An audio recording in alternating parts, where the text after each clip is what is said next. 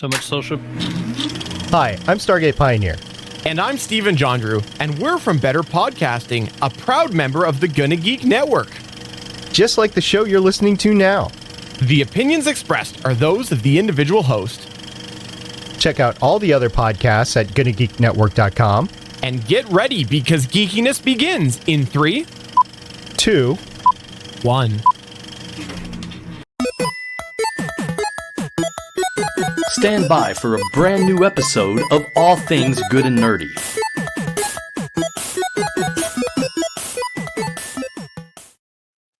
Good evening, everyone, and welcome to episode 553 of the All Things Good and Nerdy podcast. This is recorded live on Thursday, February 29th, 2024. That's right. We're doing it on a leap year. This might be the first time in the 12 plus years of this show running that we've gotten to stream on the leap year. Don't quote me on that because I could be wrong, but if someone wants to go check our back catalog, feel free and you can prove me wrong. If you want to prove me wrong, please know my name is Chris. So it's Chris you'll say that's wrong. But joining me today, I have the usual band of misfits. We'll start first, Mr. Willie D. Nelson. I'm the being between two realms. Two realms you know and two realms you don't know. Who knows where I'll be tomorrow? It's leap day, so who knows where it is today. I mean, we won't see it again for like 4 years. 4 years. Something like that. 4 more years. 4 more years. Wait, what? Did the groundhog see its shadow? I don't know. But you know who might know joining us today? Mr. Anthony Bachman. I know it didn't see its shadow in 2000 because that was on the century. And on the century, even though it's the 4th year, we don't do the leap year or the leap day on the leap year because that's how weird our calendar is.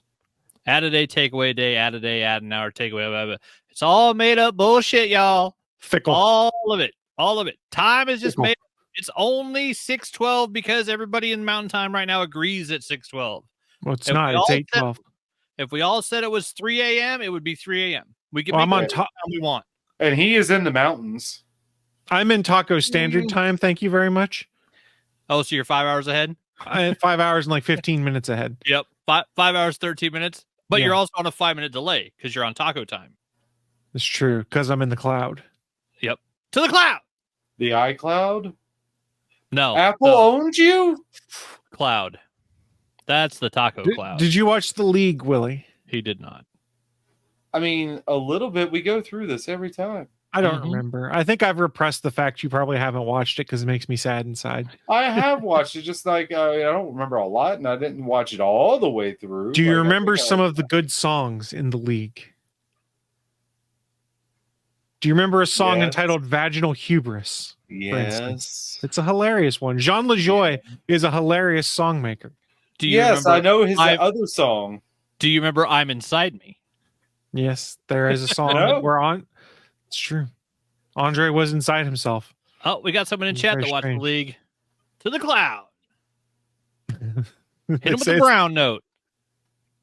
They say it's the best song ever. I'm not sure whether we're talking about Vaginal Hubris or what song there, but it could be any of them. If you're not aware, for folks that are watching the show and haven't heard us talk about it before, The League is a show that used to run on FX and then later on FXX.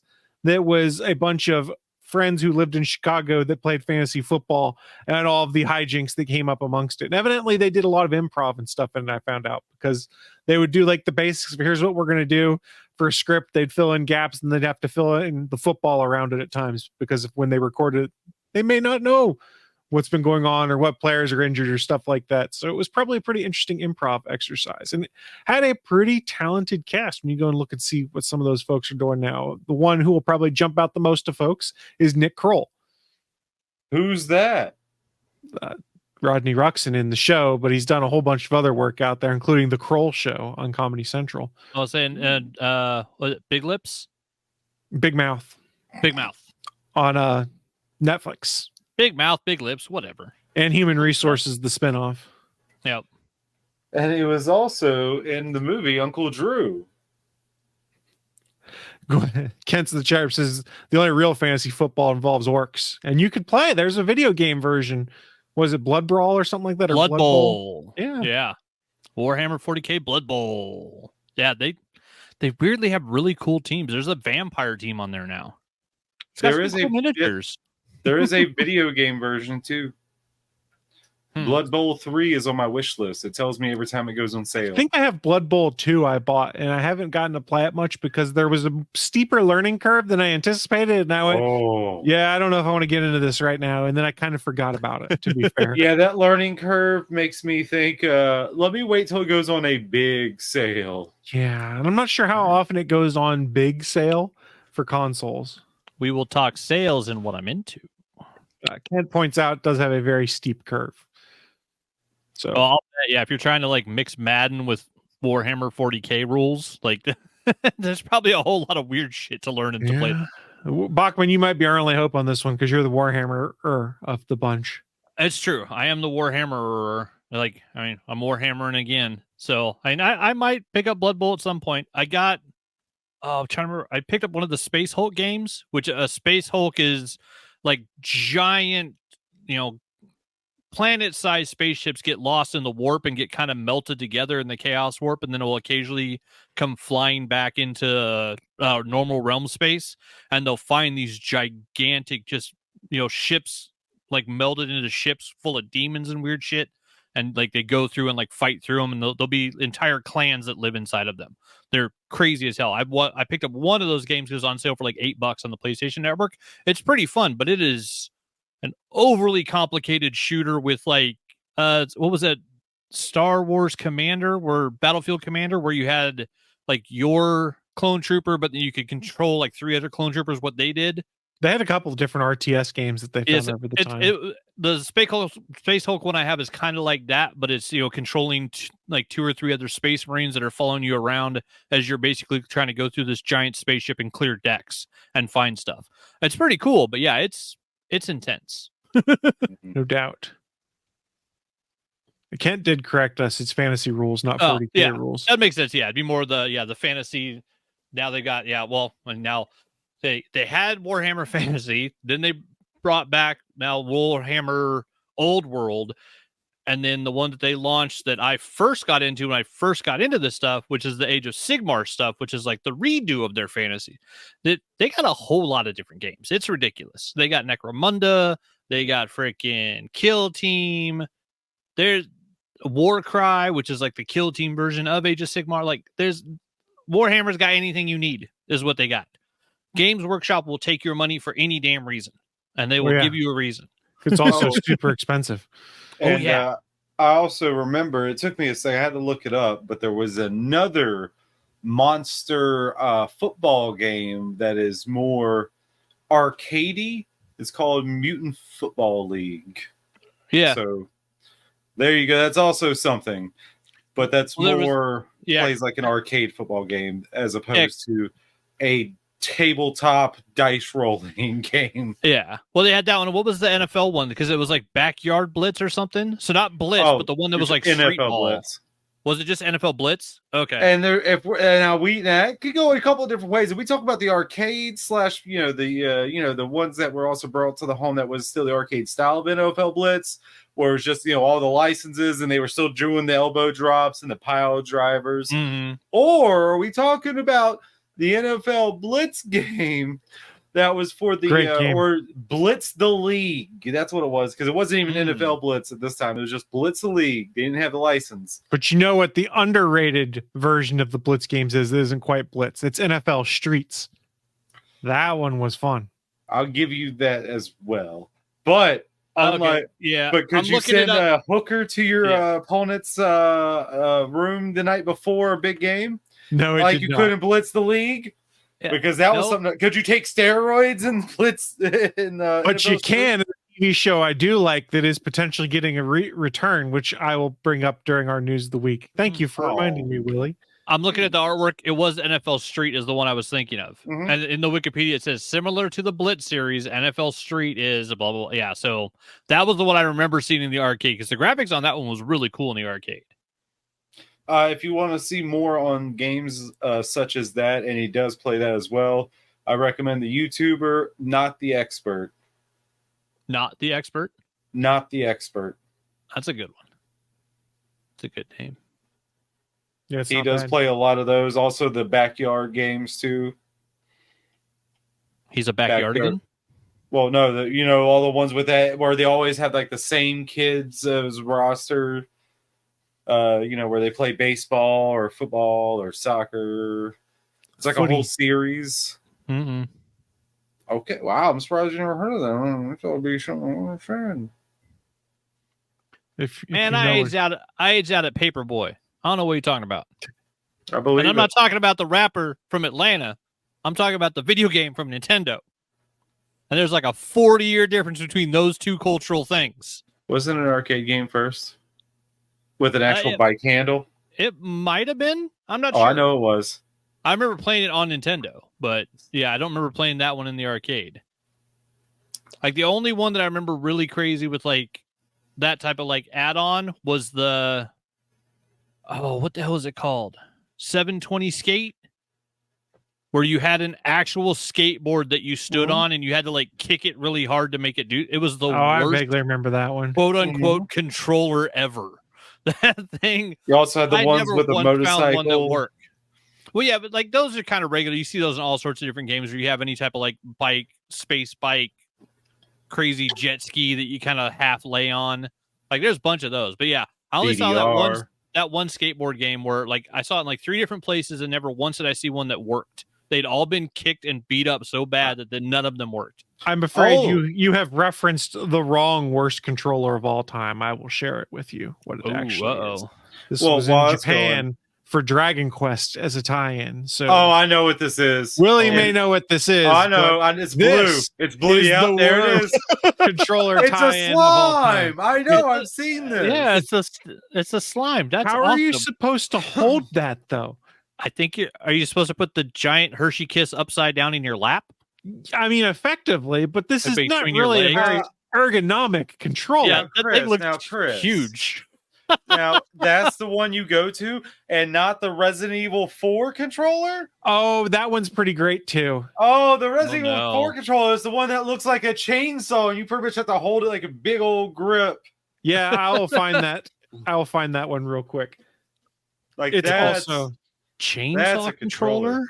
Damn. Yep. Oh yeah, and it was limited edition too. I know. I'm trying to think of other ones that I've seen that are like. Here we go. I have it really on wonky. the Google machine. Sorry for those of you guys on audio. I recommend you go check out the video version. But yeah, the chainsaw controller. Yep. That looks so stupid. And I believe that looks to be the GameCube version, or is that the PS2 one? Can't quite tell from the picture. I mean, yeah, Not sure. it's hard to tell, which There's That one's just a little too far away. This one's PS2 on the left and GameCube on the right. So the GameCube is the yellow controller and the PS2 is the red one. In these examples we have on the Google image search. Yeah, Glenn's dad said groovy. Yeah, it straight up looks like an Ash Williams controller. It doesn't look like Resident Evil at all. We do have another person putting in their suggestion for the worst controller, which is the Steam controller, which, if you remember, was basically like 2 touch screens where the thumbsticks would be. Yeah. Oh yeah, and they were like angled. No, they were just smooth. They were beveled. So it was, They like, were beveled a little bit, concave. wasn't it? Yeah. Oh, or was that the Ouya? I bet someone thought that was a good idea. The Ouya. Oh yeah, The man. console. I'm so glad I was able to sell that thing. I had an Ouya. Well, now it's a collector's edition. Oh, you had the Ouya. Yeah. man. Yeah, I did. Yeah, I think I sold it to like $80. Someone had made like a Raspberry Pi where you could take the Ouya and turn it into basically like a Roku entertainment center. And it was like a really good, like better, cheaper version of like the really big, expensive $200 Rokus. There's Like it collectors did all out of there. that. So There's collectors out there trying to get them right now. I know. If I'd have just kept mine in the box from the Kickstarter, I'd probably be able to make a lot more money with I mean, it now. it would, But it would be good. And unlike that, what was the Atari Kickstarter they did where they released their own, the Atari VCS, which is just poop. I call it that. Yeah. That I mean, thing the Ouya that, did. Yeah, the Ouya did work. Like it did What was his function. So name? I played games on it. what was that guy's name who was behind that fucking Atari thing? Or is it the one is that the one I'm thinking of? I don't know. Color Vision. What was the other thing? ColecoVision. There was a ColecoVision one too. That's the one I'm thinking of. Yeah. With Tommy Tallarico. I don't know. What is his name? Tommy something. I know there was some controversy because it was off delayed and seemingly underpowered. I don't even know if it ever actually came out. Underpowered. Huh? Which remember, as we've talked about on this show before, we used to have a segment where we would talk about different cool Kickstarter projects and stuff like that, or crowdfunding stuff. Remember, there's no guarantee when you crowdfund something that you're going to get it. You hope that you will. The term is angel investor. Correct. You are investing with no guarantee of any return. I think I still have some Kickstarters that are probably like 6 years old at this point that haven't delivered. And I'm like, well, it was cool. I tried to help someone make their dream and they didn't make their dream. So now I know next time they do one to not go with them. I mean, simple math. I think of the roughly 300 I backed, I'd say 260 have funded. Yeah. I'd say about 200, 220 have delivered on the goods. So it's not bad. No. But there are some people out there that got a huge funding, lost their minds, and went crazy. There actually there's one current Kickstarter that just went nuts, and another one that's coming up next month. The one next month I will probably actually get on because it's for a handle from Redgrass Games for their new updated handle for painting miniatures. But Duncan Rhodes, who used to be a painter for Games Workshop, he's the guy that came up with the catchphrase "too thin coats." He actually has a company called the Duncan Rhodes Academy, and the paint line that they sell is called Too Thin Coats by Duncan. I think it's Duncan Rhodes. But yeah, he just did his Kickstarter for his third line of paints, which is 60 paints, and they funded in like 31 minutes. He went for like $100,000, and I think it's sitting at like 600,000 right now or something ridiculous like that. Like it went crazy. Nice. Basically, everybody likes miniatures that is into paints. Like is back in this guy's stuff because apparently his first two Kickstarters did really well. They delivered all the goods and people like the paints that he did. So this is wave 3. I can dig it. I think there's one Kickstarter I think we both did. I can't remember what the original comic was called, but it had the smiley face type thing. Big dude. Body bags. Yeah. Jason Body Pearson. bags. Yeah. That was an unfortunate thing where Jason Pearson went through some like serious life issues, and I actually believe he died just a little bit ago. Oh, that's sad. Yeah. So before you go bad talking that Kickstarter, I think I was going bad talk. I was like, that's just one. I think that's one I remember never seeing anything, and I haven't really looked up anything. I said, I wasn't really. I understand the risk involved. Yeah, because I know I got 3 trades of body bags, and I think one of them was from the first Kickstarter he did where I got the trade for that, and then he was working on another one, that we both backed. And if I remember correctly, like, just rumors through the grapevine and stuff, but like, I think he had some serious family issues, and then, I'm not positive, but I think he's actually dead. But he created Body Bags, which was a Dark Horse Presents comic, which actually the characters are right here.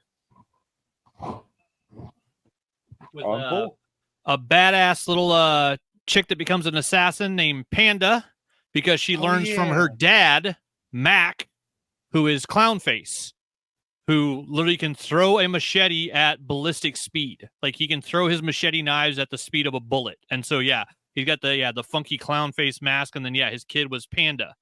Great comic. The original Body Bags, it was like 4 issues in, I think, Dark Horse Presents, and then it got its own miniseries, and then they did another Dark Horse Presents, and then they did a trade called Father's Day of the original 4 issues. It's a great book. It's a really cool comic because it's a weird world where everybody that's super powered is a mercenary or an assassin. Like there's no real good people in the world. There's no heroes.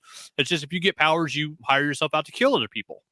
And crazy good comic and super fun, but that was a Kickstarter that I remember backing. And I don't think it ever came through. I'll have to look because I think for a while there, you could look at your percentages. I haven't logged into my Kickstarter for a while, mostly because I know if I go on Kickstarter, I'll find stuff I want to support right now. And I'm trying to be good. Okay, so here's the Duncan Rhodes Too Thin Coats Paint Wave 3. There's 4 days to go. They requested $100,000 as their goal. They are sitting at $710,729. So he's gotten over $750,000 to produce these paints. And a part of that is because he's done 2 other waves of these and delivered. And, like Sean Pryor, like I always say, Sean Pryor, 100%. Like the one Kickstarter I've backed like 9 of them that Sean's either been a part of or ran. And he has been the best in communication. If anything's delayed, you know about it instantly. And he delivers on everything in full or more. You always get what you request, what you ordered, or more. Sean Pryor is like the best Kickstarter to back ever. But yeah, like this Duncan Rhodes one went crazy. Yeah, we gotta get Sean back on. It's been too long. He's awesome.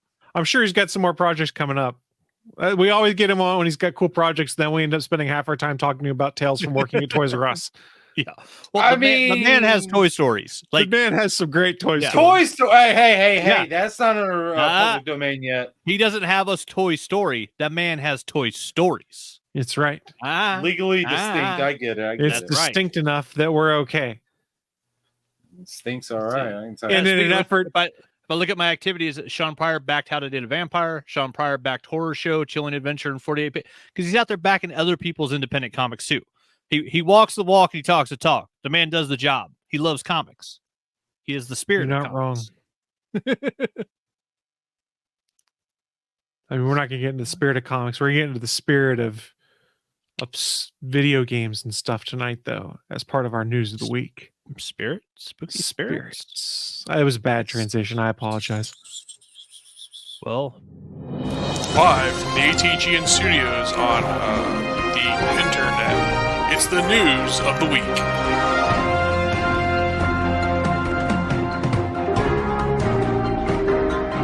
Welcome to the news of the week.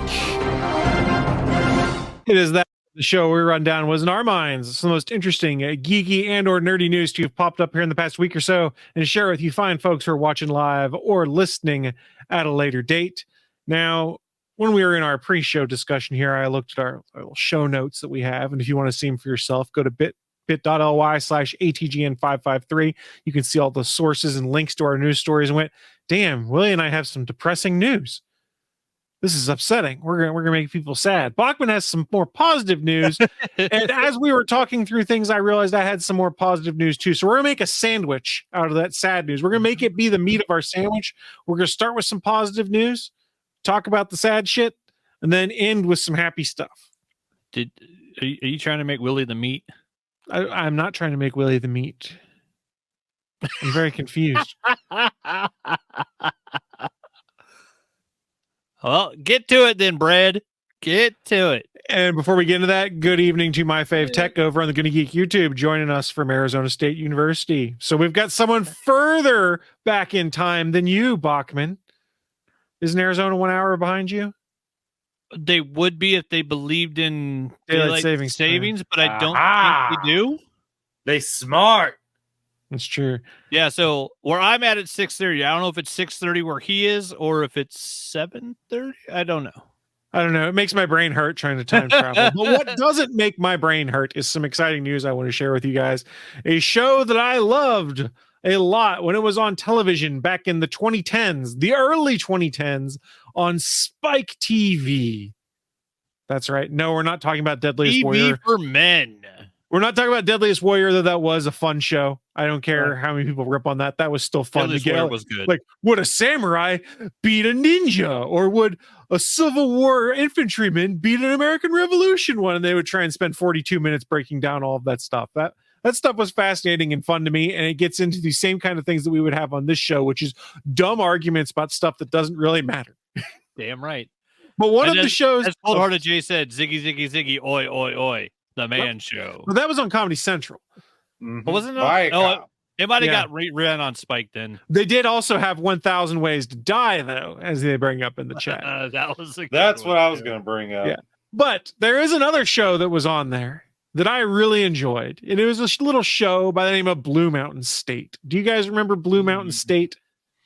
I remember commercials for it, and I remember the actor who's in it for various other roles. Yes. So for those who may not be aware, Alan Richardson has done a lot of stuff. The first thing I knew him in was is Aquaman in Smallville. Was the first role I remember him in. Curry in Yes, Smallville. He was never called Aquaman, but It's he true. was Arthur Curry. but he was in Smallville multiple times. But he then went on to go and do a show that aired on Spike TV that was a raunchy man's comedy show called Blue Mountain State, where he played Thad Castle, the star football player of the Blue Mountain State Mountain Goats. Good old Thad. Good What a old name. Thad. What And a for name. those who may not have seen it before, I will tell you this right now. All of Blue Mountain State, I believe, is on Tubi and can be streamed for free there with ads. It had been on Netflix for a long time, and it tended to be, for me, every couple years, it'd be Blue Mountain State I'd throw on the TV while I was cooking dinner just because it made me laugh. But it is very much in the vein of those raunchy teenage comedy kind of things, because it's very sex-driven, drug-driven, dumb joke, penis joke, all sorts of random weird stuff, but it was incredibly funny. And they did kickstart a movie sequel to Blue Mountain State called Blue Mountain State: The Rise of Thad Land. The creators did of that, which took place after the show was unexpectedly canceled on Spike TV. Well, we do know Alan Richson's profile has gotten much larger in addition to his frame, as he's been Reacher as of late, which has gotten very popular. And yes, Cold Hearted Jay does bring up another thing that was great in Blue Mountain State. And all I'm just going to say is what he said in the comment: the ice rod. Go look up Blue Mountain State plus ice rod. You can figure it out for yourself from there. That's hilarious stuff. Moving on. Okay, Cold Hearted Jay, I'm not going to tell him about the ice rod because that's an odd conversation to have right now. But if you watch the show, you'll learn about it. So Alan Richson's profile has raised a fair bit, and he was always a big proponent of Blue Mountain State. He's one of the people that pushed the hardest for the movie when they were trying to go and do that via Kickstarter. Evidently, they and Lionsgate, who owns the rights, are shopping around the rights to do a sequel or continuation of Blue Mountain State that would feature Alan Richardson returning in the role of Thad Castle, but supposedly also brings back Darren Brooks and Chris Romano in their roles of Alex Moran and Sammy Cacciatore, who are also in the show. Now, nothing has been signed. The series is just being shopped around, but supposedly the front runners are Amazon, because they have a relationship with Alan Richardson right now where Reacher is, but also Netflix, because Blue Mountain State kind of got its second life and got a lot of fresh eyes put on it by being on Netflix for so long. I'm honestly surprised it's not there currently. So in theory, the show might be coming back. According to this article on Deadline, the original showrunners, Chris Romano and Eric Falconer, are also back. So it sounds like they're going to try and reunite the creative team and the main stars of the movie to try and do something that is a continuation. Now, obviously, these guys are not going to be playing college students anymore. They'll probably be on the coaching staff or something like that. And in the end, Thad Castle had gone to the NFL and was doing mountains of cocaine. So, Well, doing what a Thad does. Yeah. What position did he play in the Blue Mountain State team? Backer or something like that, I think. Okay, so that still works. Yeah, like I mean, he's a giant of a human now. So Well, I my was like, assumption, if he was playing like a quarterback or something on that show, like it really wouldn't work now, where he looks like a brick wall. but the show's been off for like over a decade at this point in time. So my guess is if they're going to bring it back, it's some kind of thing where these guys that we saw when they were playing college football are now like the coaches on staff for the Blue Mountain State Mountain Goats team or something like that. The washed up ex pros that come back to coach college football. Yeah.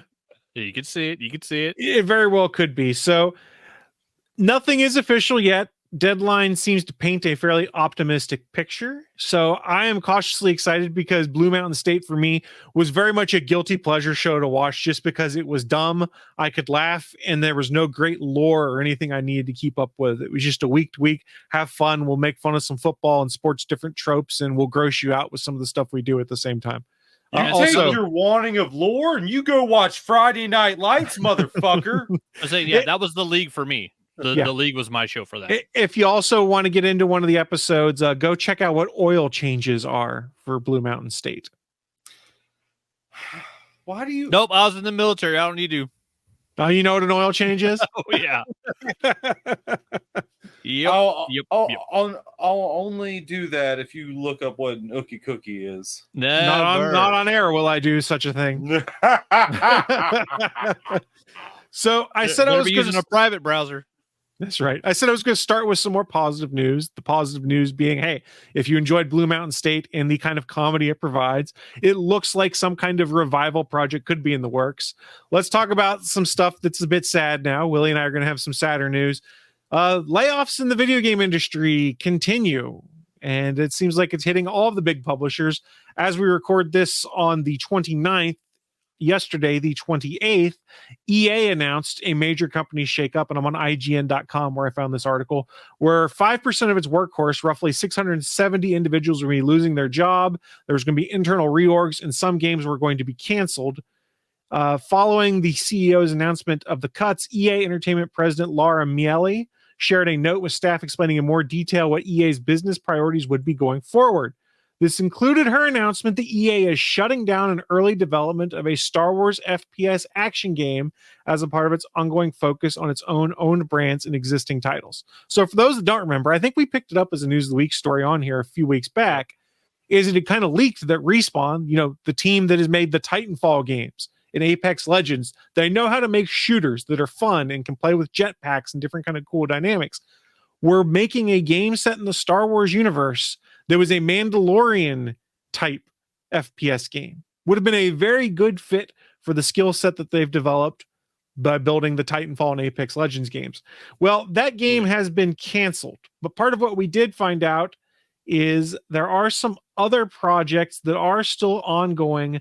According to IGN sources, the team that was previously working on this first-person shooter game is largely going to be reassigned to other tasks internally, which includes Apex Legends, an Iron Man game, a Black Panther game, and the next sequel to the Jedi Fallen Order Jedi Survivor franchise. So we are getting a third entry in that franchise, which we all kind of assumed, but I don't think they had ever actually confirmed up until these sources leaked things out to IGN. Still sad though. A Mando game like on the Titanfall version, like would have been so cool. Yeah, I mean, to be fair, Star Wars fans aren't exactly new to seeing canceled games. Star Wars 1313. Oh, so yeah, Well, level I 13, don't want to 13. say names, but yeah. This isn't the first bounty hunter that's gone missing in the Star Wars game collection. They also announced, of course, they'll be sunsetting some mobile games, which probably no one's going to care about, or the vast majority of us probably haven't played. That includes F1 Mobile Racing, MLB Tap Sports, Kim Kardashian Hollywood, the EA game that was on mobile I didn't even know is being sunsetted, as is Lord of the Rings Heroes of Middle-earth, which where this one's surprising is IGN says that was released less than a year ago. So they didn't even give it a year before they decided to pull the plug, on it. Wait, so all of EA's shitty practices and loot boxes didn't make them all billionaires? That they could just hire everybody and just make every game in the world? Right. The TLDR of this, and since I'm reading an article to you guys, none of you guys really did read it. The takeaway is IGN says they understand the EA intends to reorient its business and development plans to focus on a handful of its biggest franchises. This means EA Sports, Apex Legends, Star Wars Jedi, Iron Man, Black Panther, Battlefield, Need for Speed, Dragon Age, Skate, and The Sims. IGN also learned a team is still working in pre-production on the next Mass Effect, although BioWare's current focus will be on Dragon Age. So they've still got a crap load of stuff going on there. Pretty sure that team started on the new Dragon Age when they took them off of Anthem. So that's been a minute. Yeah, as Kent points out in the chat, it did make them rich, but the layoffs will make them even richer. Oh, yeah, there you go. It's not the CEOs that pay for this stuff; it's the people working the games. Because we can fire 20 of them and keep one CEO. Yeah, the people that actually produce the games are the ones going to get fired, and the shitty managers that made the bad decisions will get a bonus check and then get to go work at another company. Yeah, so we're getting to the point, and we've probably talked about on this show before. Unionize, seriously. These guys are getting burned out and crunched. They're then getting unceremoniously shit canned when it's arguably people that are higher up the chain that should be held accountable for decisions that have failed to make a company money. But instead, the people doing the work are getting burnt out and then fired. And from what you read from these folks when they start telling their stories online, is it's kind of tough finding a new gig right now. And then when you do, the pay's not that great right now either. So a lot of these folks are getting fired, being out of work for a while, and then taking a pay cut because they need to have benefits and stuff like that. And then the cycle starts again. Yeah, and CGI computer artists, freaking video game designers, the entire comic book industry, a whole lot of giant groups of people out there that are basically treated like crap freelancers that need unions and like should be unionized to guarantee that they get stuff like health benefits, you know, silly little things like that. So that was my bummer news coming out in the video game industry. So while we're talking bummer news in the video game industry, Willie, why don't you continue this crap fest for us? Oh, the bummer train's rolling around. I didn't know the bummer train was rolling around. Whoa, okay, that's a little. What was that? Batman Forever? Bummer. Yeah, I think it was. Don't remember, but there's some more layoffs, shall we say, from Sony side specifically. Sony Interactive Entertainment on Tuesday said it will lay off about 900 employees in its PlayStation unit, or about 8% of its global workforce, becoming the latest technology company to announce headcount trims. They're already saying the trend is starting to set. Quote, after careful consideration and many leaderships discussions over several months, it has become clear changes need to be made to continue to grow the business and develop the company. The unit's president and CEO, Jim Ryan, said in an email to employees released publicly by the company. One of the studios that did get fully closed down was PlayStation's London studios.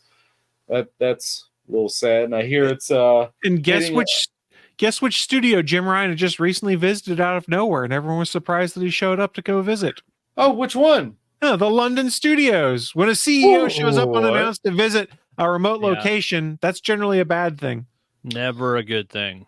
Let's see, London Studios. I have to look up exactly what they did, but I'm pretty sure they did a lot of stuff. I remember them making that first 5 games in one for the PlayStation VR. They did a lot of the VR stuff in the London studios, is my understanding. I do remember that. It's not their fault you forced them to do VR shit. Let me see if I can pull some more stuff of their game library here. But yeah, I think also Naughty Dog, Sucker Punch also got hit from what I've heard. I think they said it might have that they've also canceled the Last of Us multiplayer. That was a little bit ago. Yeah, and that might be. And Naughty Dog had said some of the stuff they were going to do in that multiplayer, they're going to roll into the next Last of Us game. So I'm not really sure how they're going to do that, but that's what they had said. So the London studio, going back a sec, established in 2002.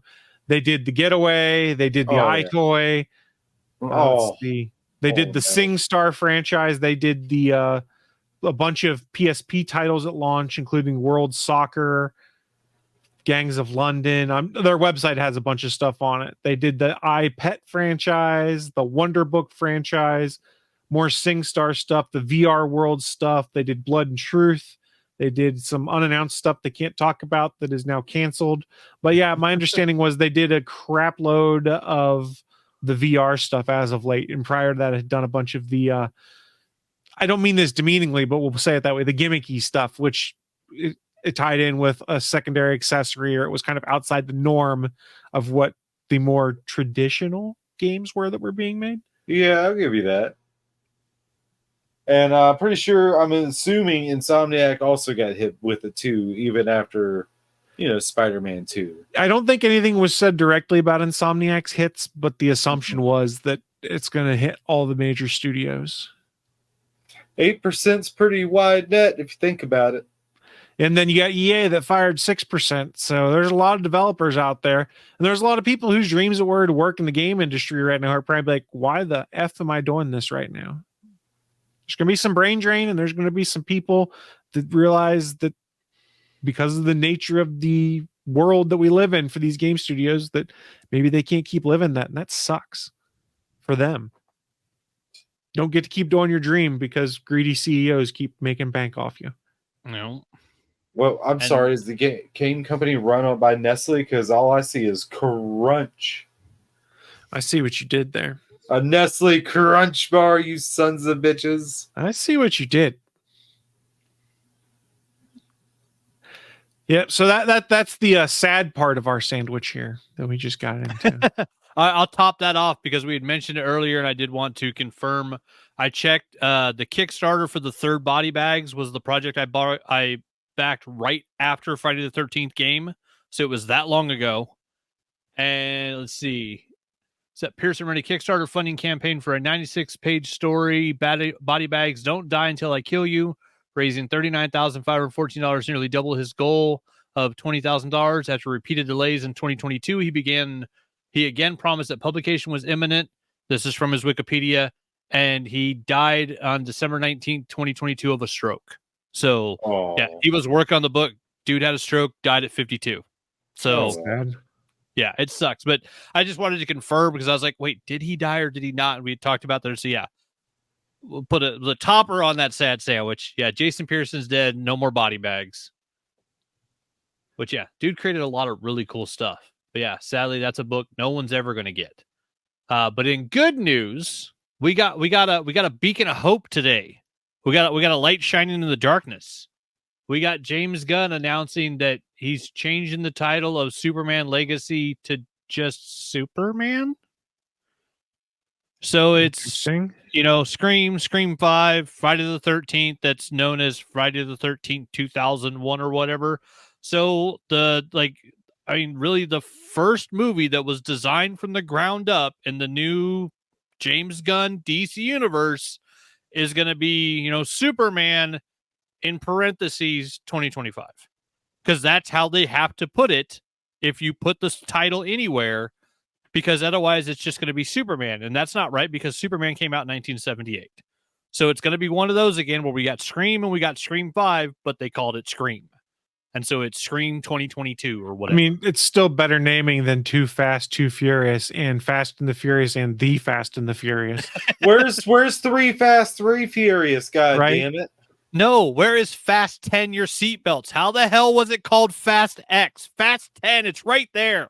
Fast 10 your seatbelts. Come on. 2 Super 2 Man. There we go. Could have been.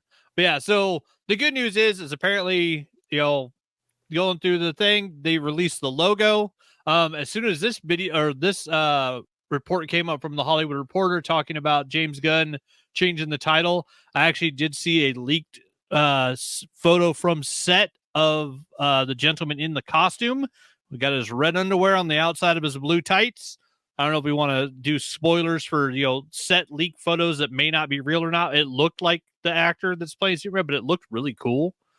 But I mean, yeah, it's something to where it was also weird. Like, me and Chris talked about the pre-show where in James Gunn post on Instagram, he's like, overjoyed to be announcing the start of principal photography on Superman today, February 29th, which just so happens to be coincidentally and unplanned, quote unquote, Superman's birthday. It says, when I finished the first draft of the script, I called the film Superman Legacy. By the time I locked the final draft, it was clear the title was Superman. Making our way to you July 2025. Which then means that the title of the movie will actually be Superman, parentheses, 2025, parentheses. I just wish they would quit doing it, but I'm still, fingers crossed, I'm holding out hope that James Gunn is going to give us what the DC movies need, which is more of what he did with the Suicide Squad. By reputation and what he's done, there's no reason to really doubt that he's going to. I don't doubt. I mean, if we're getting Nathan Fillion as Guy Gardner, Nathan Fillion doing anything is awesome. Nathan Fillion working with James Gunn, fuck yeah. He's always good.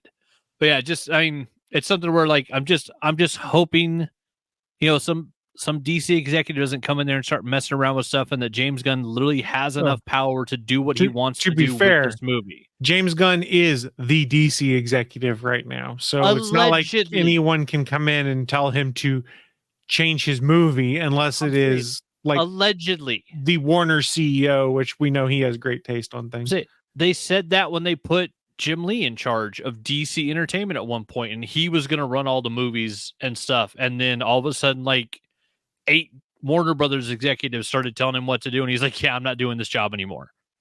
And I think at one point they put Jeff Johns in charge of everything, and then he did this. He's like, "No, they won't let me do this. They won't let me do that. Fuck it, I'm out of here."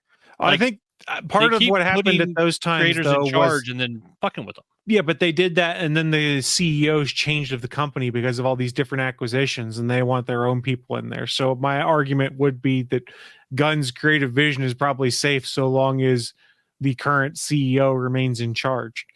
There's no giant power switches, but yeah, I mean, so they did announce honestly that hope Warner and Paramount Plus are no longer pursuing a merger, so we've at least got that going for us. I mean, hopefully. Yeah, like I said, in Gunn we trust, but man, I hope he pulls it off. I want to see a Superman movie that's about hope. That's about the bright, shiny Boy Scout. That's about the guy that's, believes in all the goodness of humanity and only wants to see more goodness. Like, that's the Superman I want to see on screen again. Like a Man of Steel. I knew you were going to fucking say it. Not even close. The one where Pa Kent tells his son to let him die. Maybe you should just let the kids in the bus die. Powers. Yeah. I mean, to be fair, if he's telling his son that, maybe he kind of deserved it. That's not Jonathan Kent. That's the problem. That's putting in unnecessary things that don't exist in regards to that character to add weird dramatic bullshit to it. So you can then die for a dog in a way that wasn't necessary. Don't change the spirit of Clark Kent's moral compass, which is always what would my dad do. And don't fuck with one of the best deaths in comics that is only powerful and poignant when Pa Kent standing next to Clark has a heart attack and dies, and the guy with all the powers can't do anything to save his father. That's the fucking point. Guess what? The fucking dumbass dog's in the truck. I can think of 6 different ways Superman could have got that dog without his dad dying. He's faster than anyone could see. He could just run. He also could have run out and got his fucking dad and just brought him back. Nobody would have fucking noticed in the middle of a fucking tornado. All right. Dumbest shit ever. To bring it back, though, but just like every good American, trusting Gunn. I see what you did there. I will change that. The only gun America needs, James Gunn. Okay. I like that one. Yeah, you motherfuckers.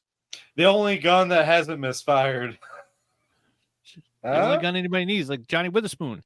Don't be a punk ass bitch. You get in a fight with these. You win, you lose, but you live. You live. Little punk ass bitches need guns. Fair enough. On that note, I think we've wrapped the news of the week. There was some quicker news this week. So. We're kind of going a little quick this week. I think it's just because it's been a week, and I know I'm a little burnt out, so I apologize if I've been rushing things, everyone. But in that vein, we do have to start wrapping things up. And how we do that is a little segment in the show, a bit called What I'm Into. It's our chance to share with you fine folks watching live or listening at a later date the geeky and nerdy things we've been getting into, because, hey, you guys might want to go check those out yourself. And I'll kick things off because my list is fairly short. I've been playing some more Skull and Bones.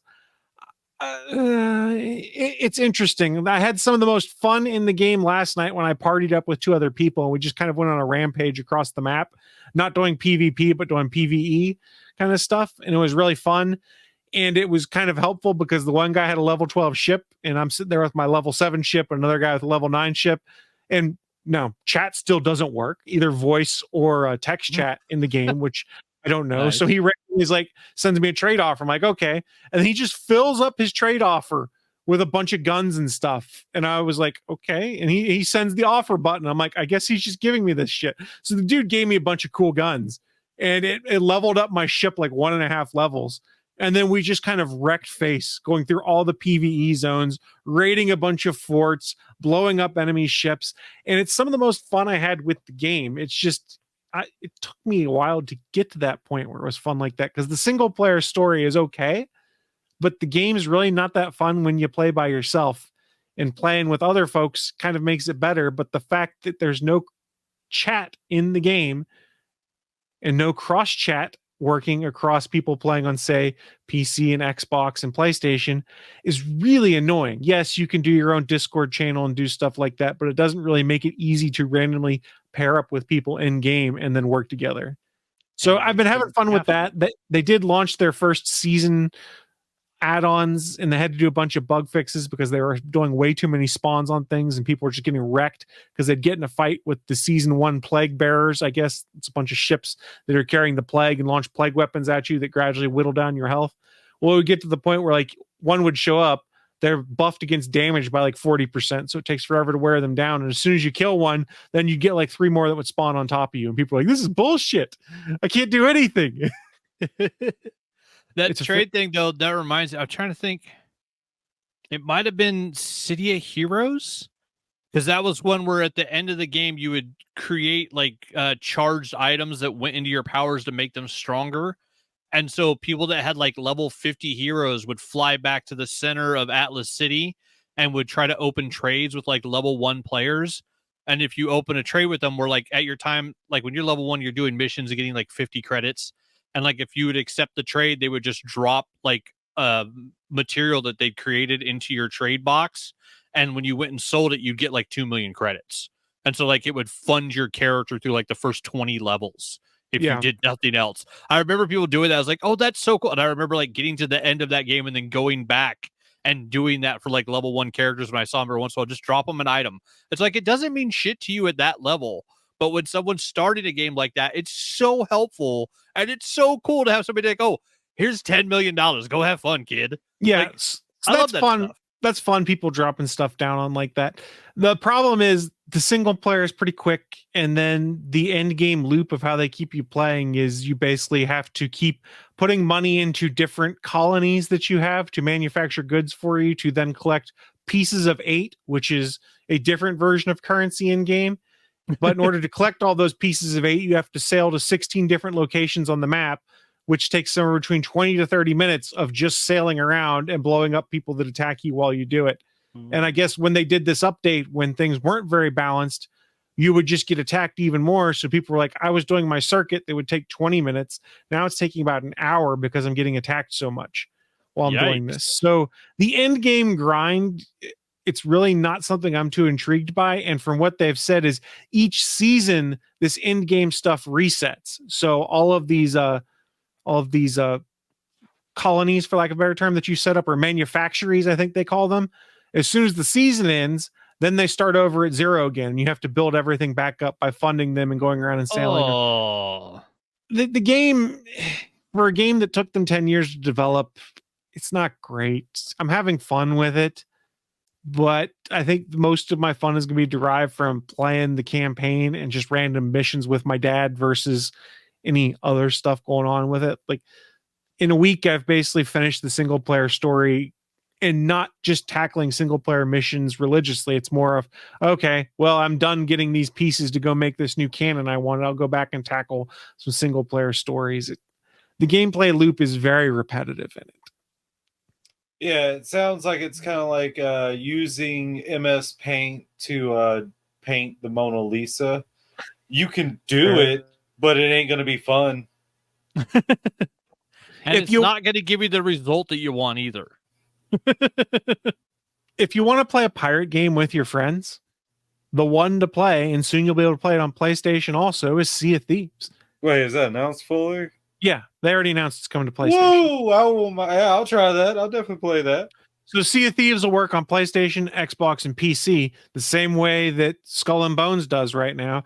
And it's not just a ship driving game. You actually get to be pirates and go and fight each other and go on islands and do treasure hunts and stuff like that. Yeah, you get to be pirates. You don't get to be pirate ships. Exactly. Skull and Bones is all right. It's not what they promised it would be. And as long as you're okay with basically just playing a game where you drive a ship around and blow things up, you can have fun with it. But if you want to play a pirate sim with your buddies, go play Sea of Thieves. Other stuff I'm getting into, I've been sort of busy with things, but AEW Dynamite was the last appearance of Sting before his retirement match this Sunday, so that was fun. And they took one last time to have Sting appear from the rafters of the ceiling. From the that rafters. was fun. Nice. Yep.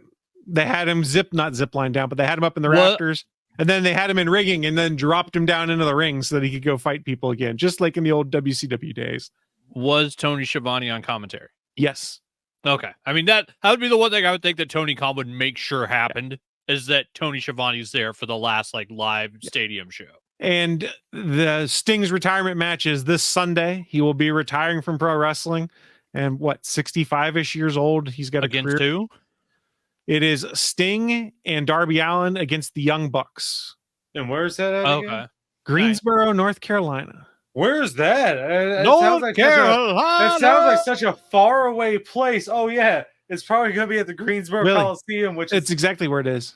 2 miles right down the road. I know. And they're still selling tickets. They have limited tickets left if you want to see Sting's final match, Willie. I'm sorry, I don't give money to the Ticketmaster. That's fair. That's fair. I don't disapprove of that statement. But yeah, that's coming up on Sunday. I'm real excited to watch that. It's a pretty stacked card. The thing that really bums me out, though, is they had announced a match that they called Meat Madness that they had to postpone because of injuries. So Meat Madness will be happening at a later date because some of the meat was hurt. Some of the meat got tenderized? Yeah, some of the meat was a little too tender. Was it the Meat Man? Was it going to be Meat Man and a bunch of other meat? No, evidently one of the folks that was injured that they wanted to be in it was Miro. So they're postponing Meat Madness and instead doing some kind of scramble match to figure out the number one contender for the title. Miro is a big son. I guess that's a big human. The spirit's willing, but the body is made of flesh and is weak. Yes. I think that's Futurama fucking call. No, the spirit is willing, but the flesh is weak and spongy. That's the phrase. I missed and spongy. Oh, and you can't understand it. It's like, Willie, wait, who's this douchebag with glasses? Superman Willie, was just here. Hold on. It works better when you realize they're talking about death by snoo snoo when that comes I know what the...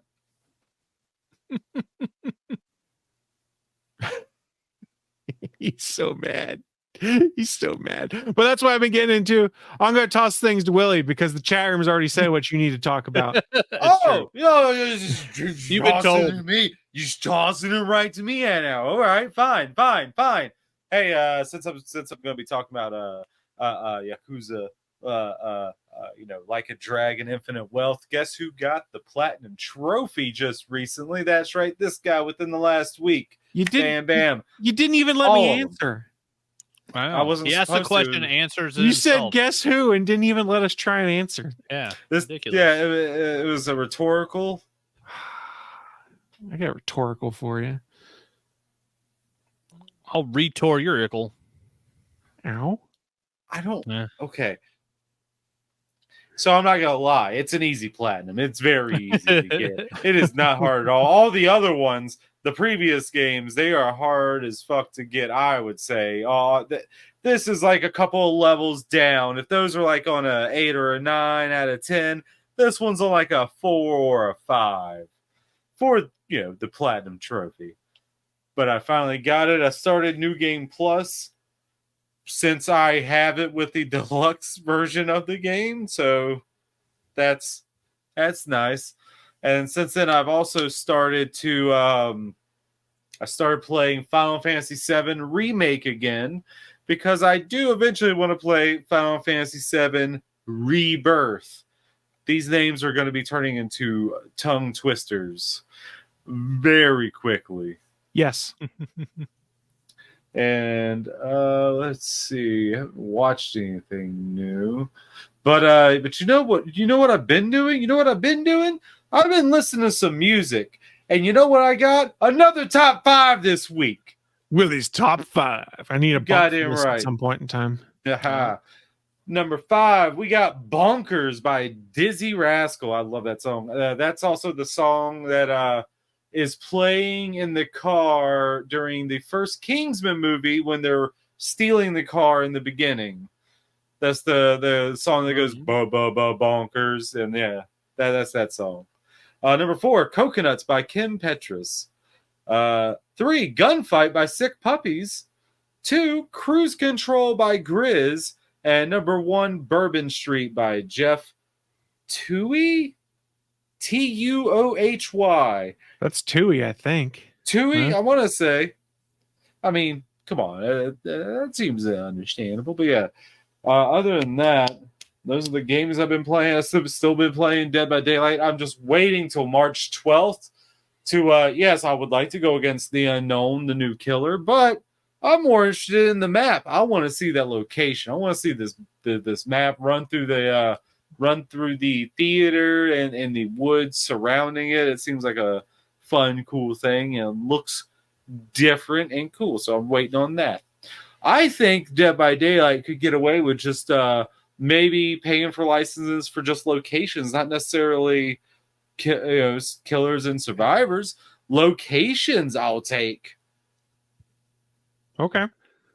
I don't know. Don't give me any more worse ideas. We wanted Scream, and instead we got the license for the costume for Ghostface. I would like if they just brought the location from the Scream movie, the Drew Barrymore's house. That'd be fun. No, I had to do Stu Macher's house. Fine. Let's do that one. It's been used as a kill site multiple times in the Scream franchise. Spoilers. Big spoilers. I haven't even seen the last one yet. I don't even know if that's a spoiler for that movie. Yeah, Scream 6 was a good one. I don't know. Willie, Yeah, I that's do what I'm have something queued up you wanted me to have on Instagram for you, though. So would you like me to bring that up? Sure. I mean, I didn't ask you to, but I mean, I'm here for it. Yeah. So for anyone who wants or cares to, for the some custom rugs, there is an Instagram out for Rugs by Willie Nelson, which is ironically what it's called, Rugs by Willie Nelson, because Rugs by Willie was already taken. Fun thing. But it also says I'm also running Rugs by Willie. Instagram's weird. I don't know if it's mine or not. Whatever. It's weird. But yeah. I put up cool pictures and videos because, people like seeing cool shit like me. And so I like making cool shit. Hence the rugs also. The Rugs by Willie. And the present was delivered. And it was loved. It looks great upstairs. It's right in front of Fashion's closet. But I also took a very artistic shot, I would say, of a late night trimming session. That's it. Just a nice darkening, it looks a lot brighter out there than that. Oh, yeah, it's a mood. It's a whole mood. Yeah, so go check out, what is it? Rugs by Willie Nelson on Instagram. That's where you can see all of Willie's ongoing stuff. And hey, you could even commission him to make a rug for you. You could do it. He's good at them With Pokemon. these two hands. Those are the Willie Nelson hands. He's going to choke you with them. When you cross him, he'll just kill you. Don't cross Willie. Hey, Bachman, what you been getting into, buddy? I'm going to go grab a drink. All right. Finally watched Gareth Edwards, The Creator. They put it out up on Hulu, so me and Jana watched that last night. It's pretty good, a little long, and it kind of falls into some similar patterns where about halfway through the movie you can kind of guess where everything's gonna go. But damn if it wasn't pretty, and it was an enjoyable film. Like it was a cool flick. But yeah, that was one that had been on my list for a while. I'd never gotten around to it. Randomly at some point was like flipping through stuff, I think on Amazon Prime, and I saw like Boondock Saints had popped up, so I watched that again while I was working the other day. Just freaking Willem Dafoe in that movie is just hilarious. Like of all the crazy shit that he's ever done, him being like this over-the-top gay FBI agent that's hunting two guys in Boston is just, he's so good in it. He's fucking hilarious. And then, yeah, got a little bit of painting done. I forgot. I was trying to find it on my Instagram. I actually put the picture up on Twitter just in response, I think, to like the World of Warhammer on Wednesday. I put up a picture where I just painted like 6 different things because it was like, what's your work in progress? It's like, I can't think of any one thing to work on. So I'd added paint to like 6 things in the same day. So I just took a picture of all of them. But then, I've been working on, my buddy Colin left me one of his Hand of the Archon. Let's see if I can ever get this camera to frickin' focus. But you can see some gold on there. So yeah, I got some blue, got him all done in blue, got the gun in white, and then got some gold on him, some Balthazar gold. So he's finally looking pretty cool. You got to paint the eyes and do some other stuff, but yeah, it's a nice little figure, a little crazy. I think it's Drukhari, so they're like the dark elves of Warhammer 40K. So yeah, been enjoying working on that, and then like just lining up the projects. There's so many of them. Oh yeah, there you go. Chris found it. Work in progress Wednesday. So yeah, working on 6 different projects. So yeah, I got the elf there. You can see I finally did for those watching on live or on video, you can see it. I worked on a guillotine that my stepdaughter picked me up at a sale that she was at a gaming store. 2 of the size markers for a kill team. The one Drukhari guy, a couple of bases that I was trying some new textures, and then slightly behind that's a word bearers, Dark Apostle and his 2 disciples. One of the guys I follow on Instagram is doing a contest for the month of March, and you just have to work on a word bearer. It's like, well, I'm doing an entire Chaos Space Patrol or a Chaos Space Marine Combat Patrol of word bearers. So I was like, well, there you go. Yeah, Wednesday I got it in the chat. Praise Logar. Logar was right. But yeah, so I'm gonna work on getting my mainly getting my Dark Apostle done for the month of March, and making sure hopefully I can get the Apostle and both the disciples done, because the disciples are both like 80% painted. So little touch ups, add in some decals that I've got for the word bearers. I got a sheet of the transfers on them, and yeah, the dude holding up the flaming book, the dark apostle. It's just a fun miniature. He's got a big spiked mace. He's covered in the scroll work. He's holding up a flaming book. Instead of having a jetpack, his backpack is like 3 smokestacks that are skulls. Like, it's just a cool looking mini. And the fact that I get to work on one I was going to do anyways and enter it into a contest, fuck yeah, that's the best way to do it. And then, yeah, I did turn in the new mini of the month for the contest down at our local store. I haven't gone back in to check on that one to see how the voting's going, but I'm looking forward to next month, because next month, I think on Warhammer's website, they said it's going to be a Termagant. So I get to paint another Space Tyrannid, another bug.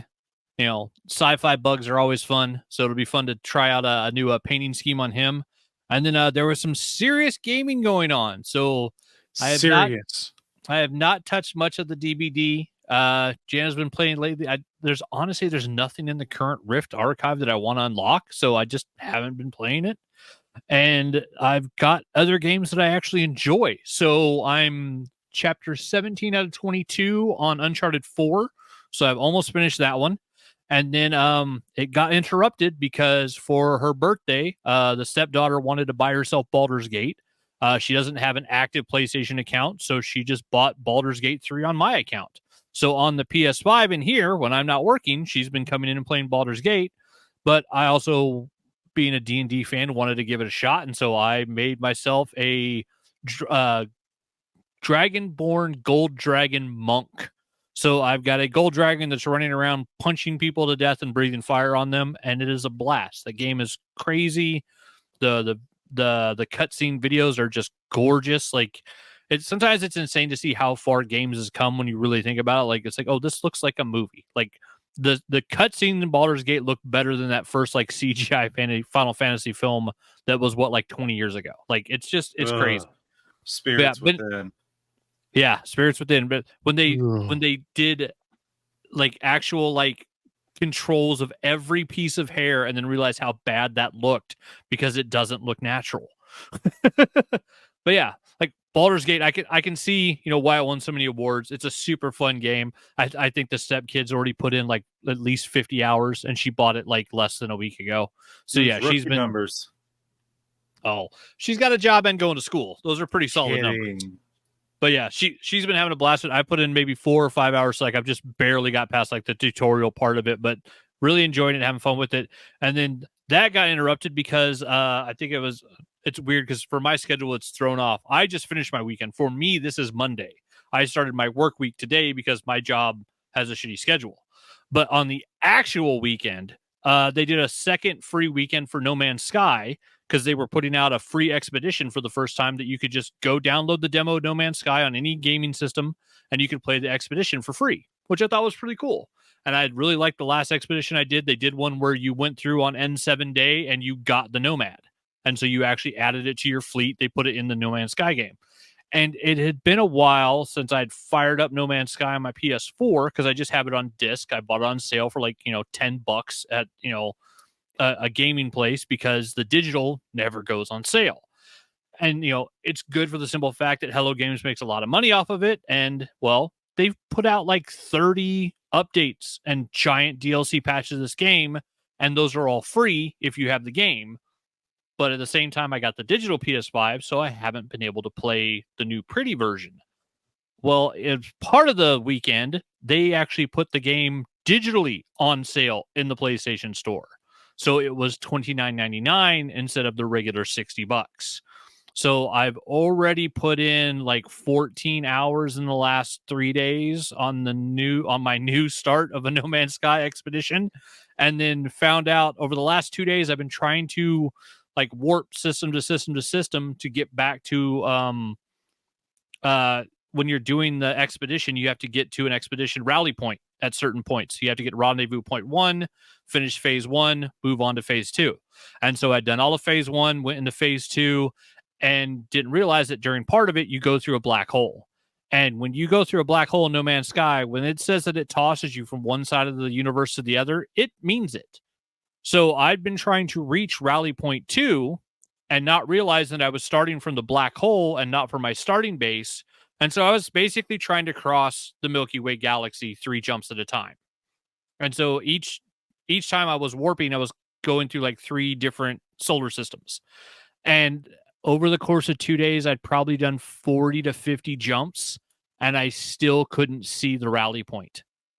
And luckily, I just started Googling, like, why am I missing this? And I found someone on YouTube that put up a YouTube short. They're like, if you can't find rendezvous point 2 in the current expedition, you did what I did, and you took the black hole. You're on the other side of the galaxy. Teleport back to your base. You'll get there real fast. After roughly 40 to 50 warps that, like, I spent warp fuel on them, I spent hours doing it. I went back to my original base today because you can just teleport back. That's all you got to do. And the rendezvous point was exactly 3 solar systems away from my starting base. I was there in 1 jump. I'd wasted like 6 hours basically teleporting, pick up my mini, go back to painting it a little bit. And then, oh, hey, I arrived in a new universe. Check the map. Still can't even see the rally point.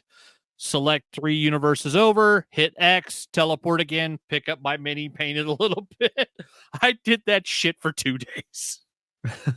Sometimes that game is ridiculous, but it's also kind like, I'm glad I found the answer because it was getting annoying. But at the same time, the fact that like going through a black hole sent me that far across a game's universe that 2 days of flying back, I couldn't even see where I had started yet. At ludicrous speeds, nonetheless. Yeah, at ludicrous speed, literally, like, and especially on the PS5. Ooh, that shit's pretty. It looked pretty on the PS4 and on the PS4 Pro. On the PS5, No Man's Sky looks even prettier. And I'm super excited now. Once the expedition's done, I'm going to start up a new actual game save file, start from scratch, probably play either a Corvax or I can't think of the big tough guys. Because the last time I played as the little tiny dudes, the Gex, which are kind of cool, like little kind of lizard guys. I'll probably do like a robot dude this time. I've never played as one of the robots, the Corvax. But like, it's a super fun game, and it's just like they're always adding stuff. And the best thing I love about the new expedition is as you play through the expedition, it teaches you all the things that they've added to the game if you haven't played in a year.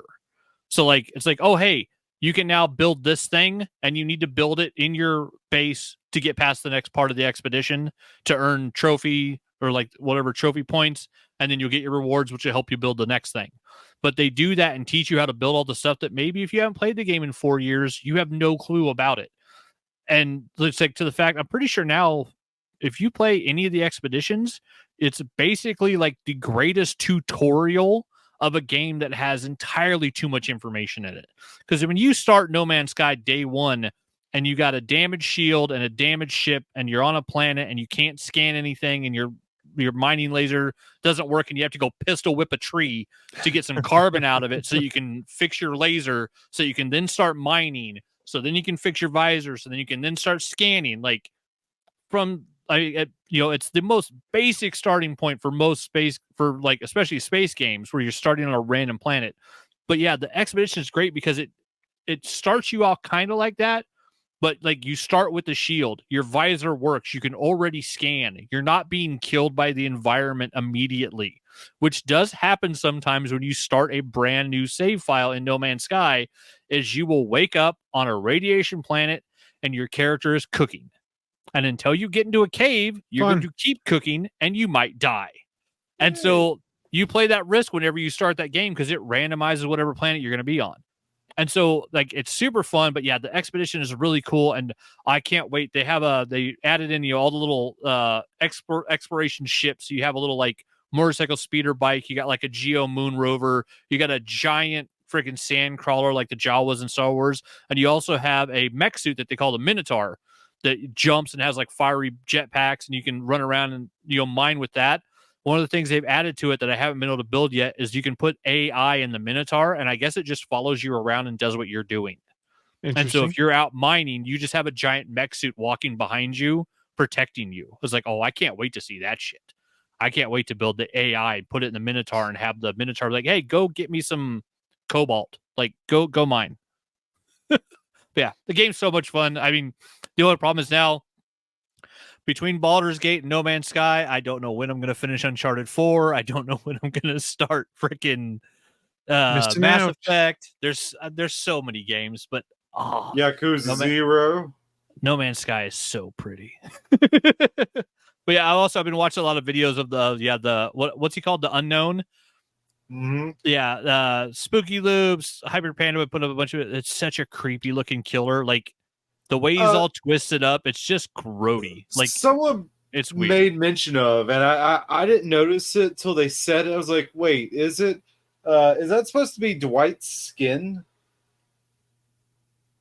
I mean, I guess it kind of maybe looks like, just because it's like default white guy with short brown hair. So, yeah. I mean, I don't know if it's specifically supposed to be Dwight. Clothes.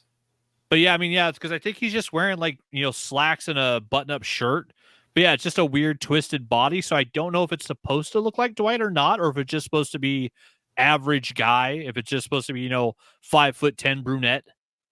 Like, yeah, it might. I mean, it looks a little like Dwight, but I don't know if it was really supposed to. But yeah, that map does look cool. The movie theaters looks like it's going to be a super fun location. And yeah, that's one thing that DVD having like 12 variations on some of the maps is okay. But it's like, yeah, I would rather just have some more maps. Like, get us some more maps where we're going to different places and not doing the same thing over and over again. But yeah, that's what I've been into. Tons of stuff, but mostly video games. Nice. On that note, then all my other shit. On that note, then we are going to start shutting things down. A friendly reminder before we shut things down that right now we're streaming this show every Thursday at 8 p.m. Eastern over at GonnaGeek.com/live. That is the streaming home of the Gonna Geek Network. You could be watching this in some other places. We do syndicate to other sites out there, but if you go to GonnaGeek.com/live, that is where our primary Twitch feed and chat room are embedded, and that is the easiest way to communicate with us. We have been playing with a few other streaming sites. For instance, this was our first week streaming to live.space, which is one I learned about on Threads. Not sure I've noticed anyone pop in, but there's no chat integration with StreamYard on this one. So I'm not sure where we'll be next week. The two go-tos for us, though, would be YouTube and Twitch right now. We always play around with the third one to see what works. Facebook doesn't seem to gain us any traction, so I just kind of do it, or was doing it, so that the podcast episodes would be there. I gotta ask, Wed's dad in the chat said he painted 12 battle mechs this week. I'm wondering what size those are. Are those 40K miniature size, or are those big suckers? Because yeah, hasn't touched his 40K in a week, just not feeling it. Which yeah, I understand. 6mm. Okay. So not the huge one. I was like, how is he building that, like the giant robots, and painted 12 in a week? Holy shit. Still, even 12 of the 6mm ones, like that's awesome. Getting 12 figures done in a week. Yeah. Let's get on you. Like I said, yeah. I hadn't been feeling it, and I was busy with my comic book project, and like this was literally like the first mini I sat down and spent multiple hours on in the last week. So when you're not feeling it, it happens. Paint when it makes you happy. Your hobby shouldn't drag you down. Like that's the whole point. They're supposed to be fun. Are they? Yeah. Yeah. The only problem is we're Americans, so we try to monetize all of our hobbies, so that way we can quit working. Well, on that note, then, like I said, we stream this show live every Thursday right now. So please, we do encourage you to come pop on over there and join us. Before we shut down the stream, though, do you guys have any final thoughts for the people that you want to share? Logar was right. Sad. I mean, that works. On that note, we are going to shut down the stream. Thank you so much, everyone, for joining us, and we will see you all next week. Bye, guys. Bye. Thanks for listening to this brand new episode of the All Things Good and Nerdy podcast. Don't forget, we'll be back next Sunday live at 11 a.m. Eastern, 10 a.m. Central over at live.atgnpodcast.com, channel 3 of the Alpha Geek Radio app, and over at our network home at gonnageek.com/live. If you have any feedback for the show, please contact us atgnpodcast@gonnageek.com, on our hotline number at 304-806-ATGN, or even better, go to Twitter and send us a message at ATGN Podcast. The music you've heard in this show is produced by Kevin MacLeod and can be found at incompetech.com.